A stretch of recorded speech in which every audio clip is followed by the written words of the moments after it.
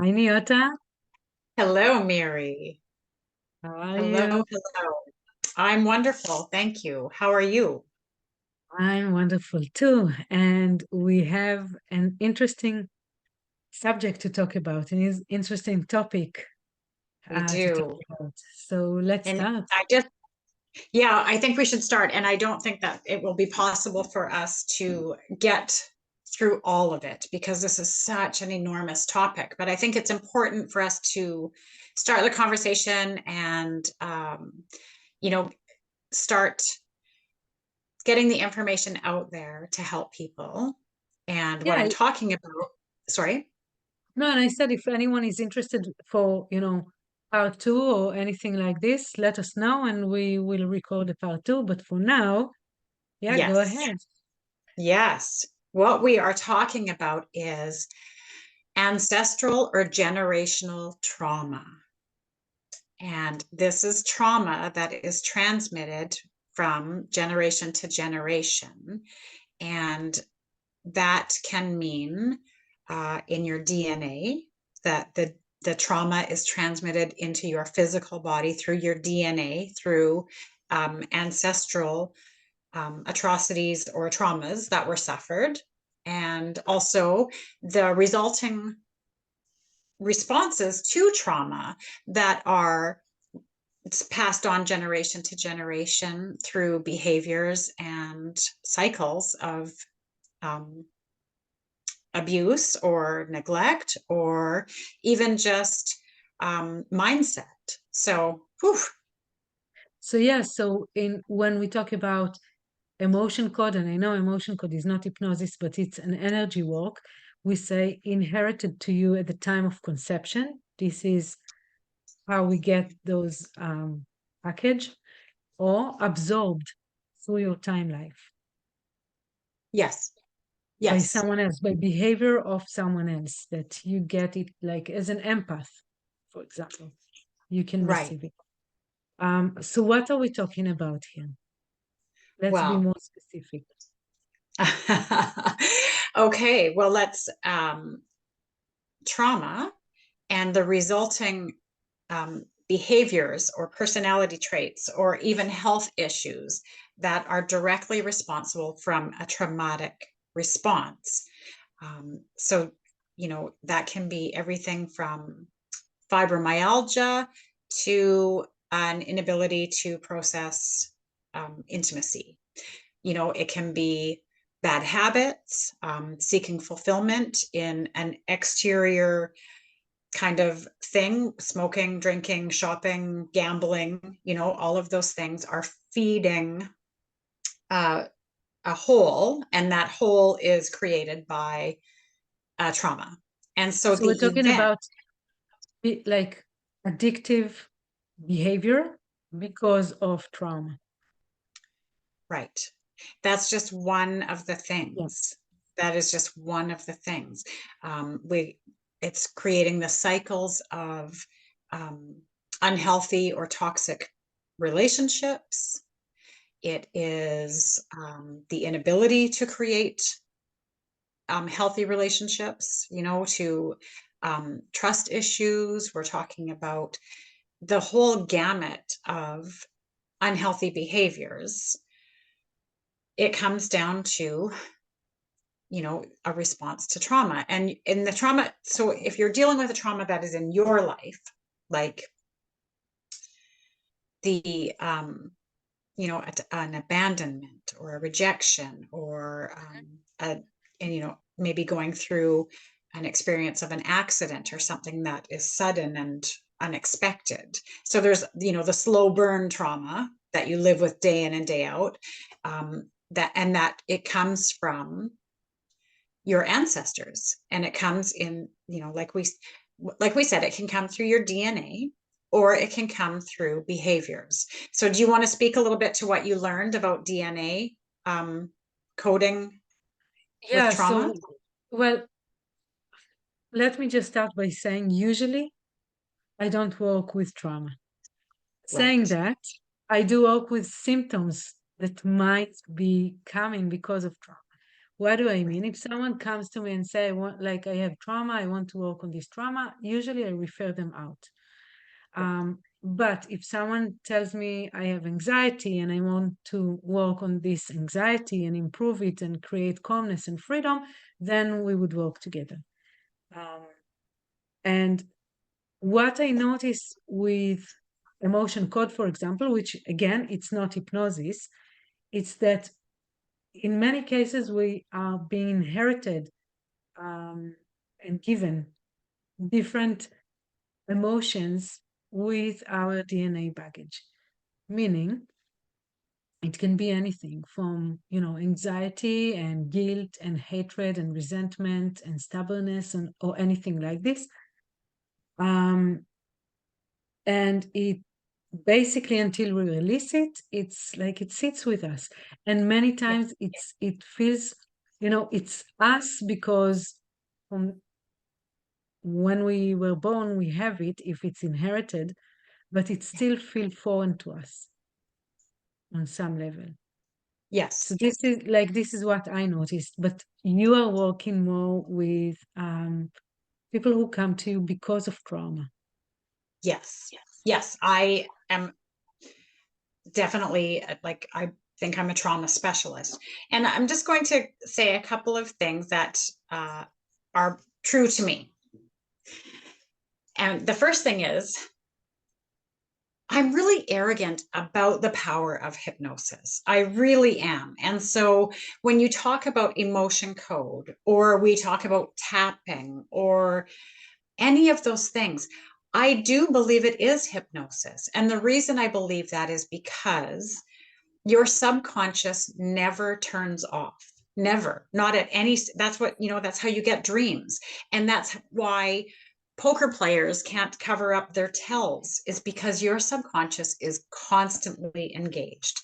And so I believe that the changes that happen inside of you, in your mind and in your functionality as a human, I believe it's all hypnosis, even if it's not trance hypnosis or intentional hypnotherapy the way that we approach it. So that's just an opinion that I have, and it might not be the way people see it or maybe think about it, but that's how I always think about it. When I'm doing tapping with my clients, I'm just accessing their subconscious in a different way.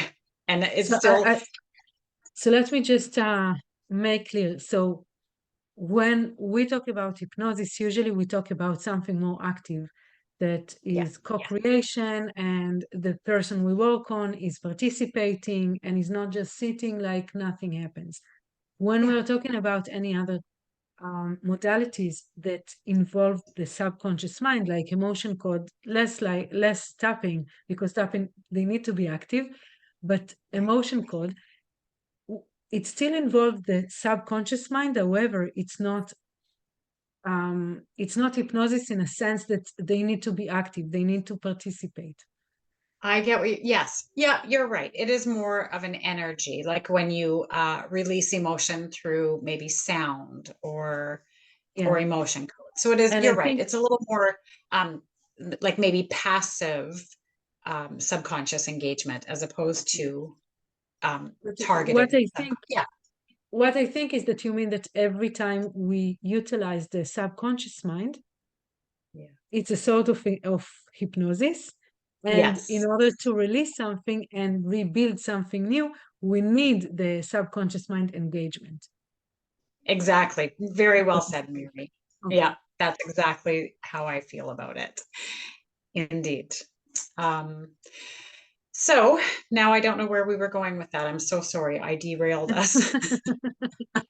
So we talked about how many people might receive the symptoms or the emotions of anxiety inherited to them at the time of conception, like the DNA baggage that they get.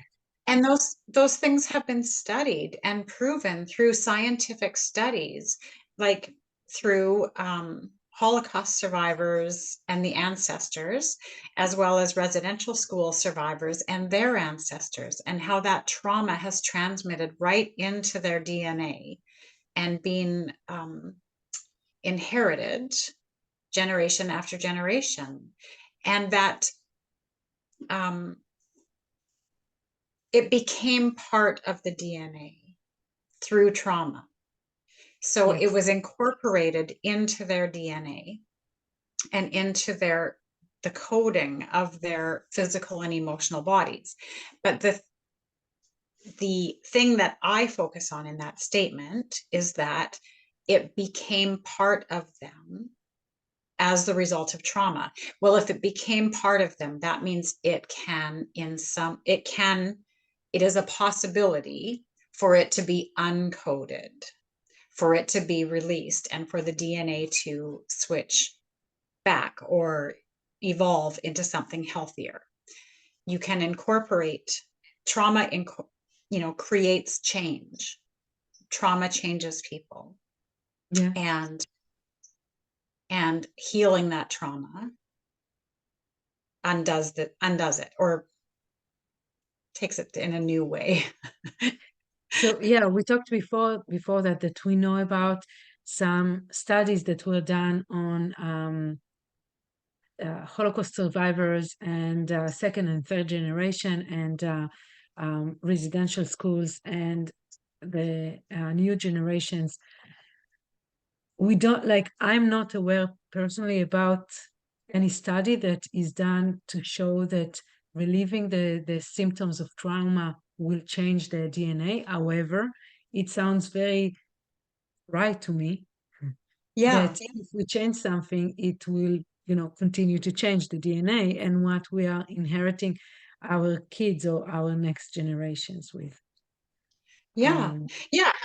My belief, and from the work that I've done and the helping that I've helped people with, that I love to do. I find it very rewarding, and I love working with people to do this. But I believe if it can be written into your DNA, it can be written out, and I believe that. And the the cycles that you break by taking that responsibility, by not accepting the finality of that situation, to everything you heal in yourself, you heal in every generation that comes after you. And what an honor and what an amazing thing to do, to take that. And there's so many ways to go about it, but I love hypnotherapy. I love to use it to help people make So, phenomenal changes. so this is, I think, the next thing that we would like to explore is how, like, when someone comes to you, first of all, it's pretty, you know, not easy, but we can identify that it's a generational trauma just because of their story, right? Yeah, Uh, we don't know if it was absorbed throughout their life or it's part of their DNA, but either way, yeah. what do you do then? If someone comes to you and they have trauma, what do you do? Sorry. No, that's okay. One of the things that I really love to do with my clients is do parts therapy.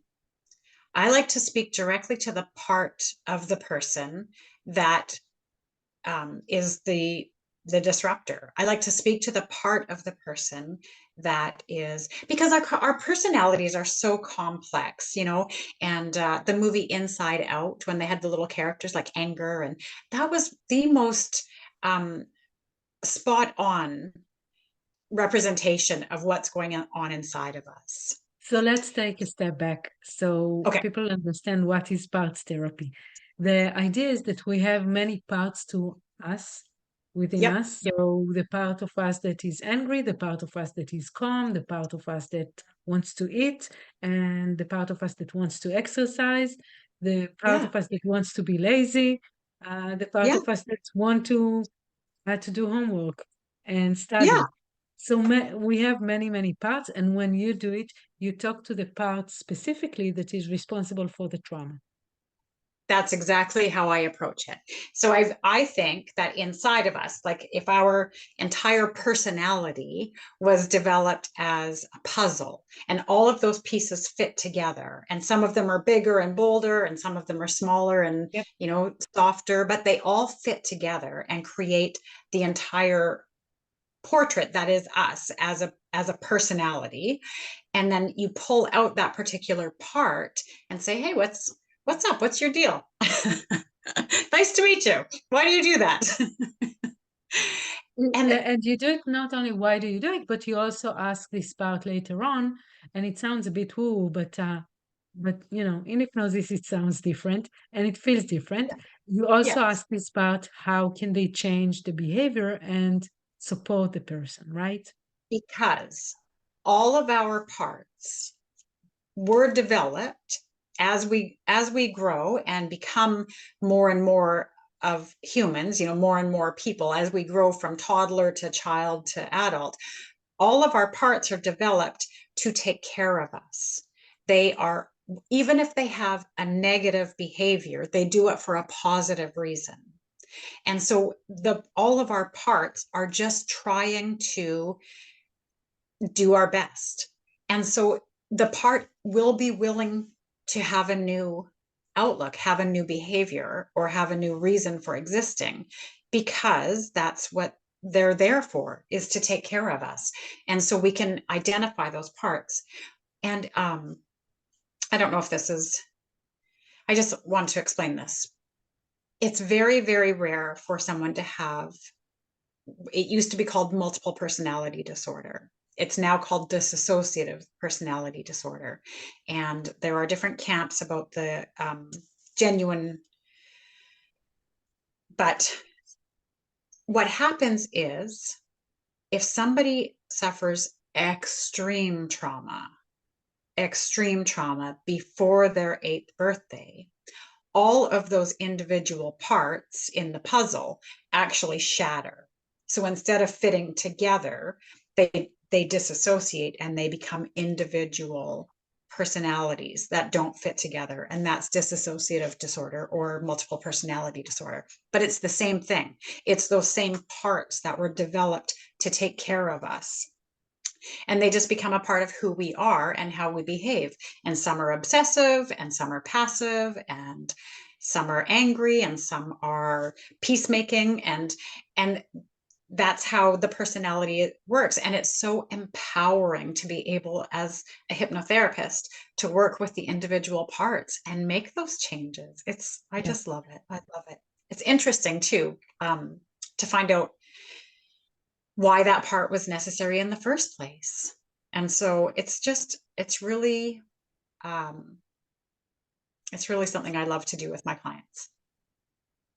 And what are you looking at when you do it? Do you look at the symptoms? Do you look at the triggers? Do you look at all of these together? Do you look at something else? I try to break it down to the symptom, the most predominant symptom, right? Like we start at where my client is looking to make a change, and we chase that back to the core of the symptom, and then we go after the part that's responsible for that. We don't go after, Yeah, we yeah, yeah. introduce Explore. that part. Yes. Mhm. And are there any other ways that you are helping your clients who come due to any trauma or generational trauma? There are a plethora of ways that I approach it. I have a tickle trunk of things that I can access, and it depends on where my client is that day in their state and in their needs, and so I don't fit my client into my process um, catalog.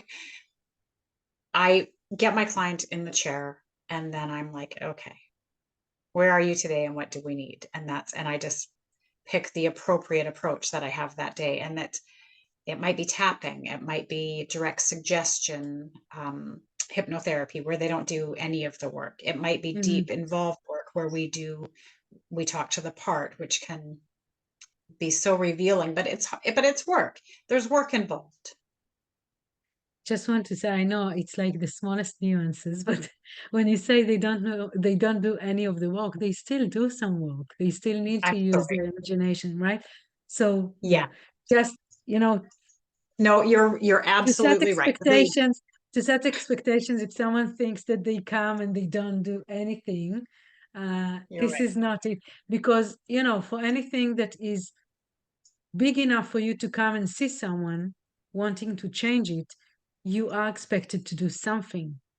Absolutely. You have to Be willing, get on. use your imagination, tap into your own resources, and so on. So it's not like you just lie down and we do Oh, it for you. absolutely.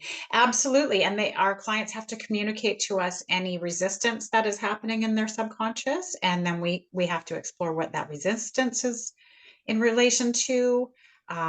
Yeah, I mean, anything that's making change is going to involve um, cooperation. Yes, Yeah, and the work. It's just that some of the exactly. work is more strenuous than others. Yeah, yeah, yeah, yeah. So this is interesting because you love working with clients who come because of trauma, and I don't. Right, But at right, the bottom of it, we both work with the symptoms yeah, of whatever they come in for, whether it's right. trauma, whether it's something else. Um, but why I'm making this why I distinguish between the two? Because sometimes if someone comes and say, I have a trauma, or I've been through a trauma, or I'm reliving the trauma of my parents and grandparents and my previous ancestors, they are in some way attached to the trauma, to Yes, the definition of trauma. yes, Whereas if someone might have the same thing, like a sibling of that person is coming and yeah, would say, well, I have anxiety and I want to work on it, and not to diminish the anxiety at all, but just to say, correct. like, the reason why they come is different. And whereas you are happy to work with someone who comes because of trauma, I'm more cautious about it. Yeah, And yeah, yeah. I don't think there is any reason why it's done. It's just me. But I No, think we both were quite similar on the symptoms themselves. yes, yes, And another thing that you and I talked about it before is that many of the things people are experiencing, it can be sleep, it can be diet, diet yeah, meaning weight loss. It can be anxiety, it can be, anything. yeah. Trauma, not trauma, fear, phobia, anything like this. In many cases, it stems from trauma. Right. And like, I think it always stems from some sort of trauma. I really do. And so that's just something that I believe. And so they say I have trauma, and I'm like, yeah, of course you do. We all do. Get in here, let's fix it. Yeah, yeah, But I think it's always a trauma, and that might be, it might be something that is overt, right? Like yeah. we were in a car accident and it was traumatic for us. Or my grandma was a real bitch and that traumatized a part of me, right? To me, it's the same, Yeah. right? We're finding the issue that became part of you because of it, and we're managing it and giving it permission to release, to make changes and do something different. So I want to say, if someone wants to talk about trauma, I will send them to you. and I will welcome them. I know you will. Yeah, yeah, yeah. And again, it's a matter of definition for me, Yeah, at least. yeah, of And course. and knowing that you love working with trauma, Yeah, that's very helpful for many people to know that correct. and Yeah, to get the right I right the appropriate help, the support that they right, need. And right. we're And not like, like, yeah, go ahead. I'm so sorry, Mary. No, no. Like I can help people with their sports focus or their insomnia. I have the skills and I have the compassion and the interest, but you specialize in it. And so when I get somebody that is coming, or fertility, for example, you are so aligned with it that I refer those clients to you, even though I could see them and I could, help them. But it's your specialty, it's your thing. And so And yes, and I think it's about the definition, like how this person is identified with the issue they come in for. yeah, yeah, Because you have, like we all have, the tools to deal with it. It's just being able to detach and see yeah, from a bigger perspective and know what to insert in and change and tweak and do all of that. So yeah. with that, how people can reach out to you? How can they find you? Right. Good idea. I am Neota. I'm a clinical hypnotherapist in Nanaimo, British Columbia, Vancouver Island. And I see people in person at a clinic called Vancouver Island Therapy. But also, I see people online globally. My website is neotahypnotherapy.com. My email is hello@neotahypnotherapy.com. And I'm open to free consultations in any aspect. And how about you, Miri? How might clients reach out to you? So I'm in Vancouver, BC, and I see people in Zoom or in person, mostly like currently in Zoom all over the world. And my website is mirimalkin.com, and you can see all the details down below, yours and mine. Yeah, And yeah, both of us are welcoming people for consultation, right? Because I think this is something important to say. First of all, we want to know, to understand the issue, and we want to understand if we are the right person to help you with it, to support you with it. But we also want to make sure that we're a good fit to work yes, together. And this is why yeah, the consultation. So the consultation is an essential part, an essential stage before pursuing hypnosis with you and I. Like we don't just let people book in with us without talking to them first. correct, correct. Because both Miri and I are in the business of getting rid of clients. We don't want to sign up In a and nice way, fail in a nice way. in a nice way. We want this to be very effective in a reasonable amount of time and to not have these issues that you deal with for years and years and years to come. We want to be very efficient and effective, and that's why we chose hypnotherapy. So Yeah, yeah, so in my experience, it's a very effective way to deal with things, to deal with trauma or other blockages that might be cropping up in your life. perfect. So until next time, thank you so much, Neota, and see you soon. And thanks Thank for you, Mary. everyone who listened to us. And if you want any more details, you can find it down below and subscribe to our channel to hear more about that and more uh, content like this. And looking forward to the next time. Or if they have any questions about anything hypnotic. This is this Absolutely. is this is hypnotic talk with Miri and Neota. So anything hypnosis, we're happy to answer questions and our inquiries. Absolutely. Bye bye. Bye bye.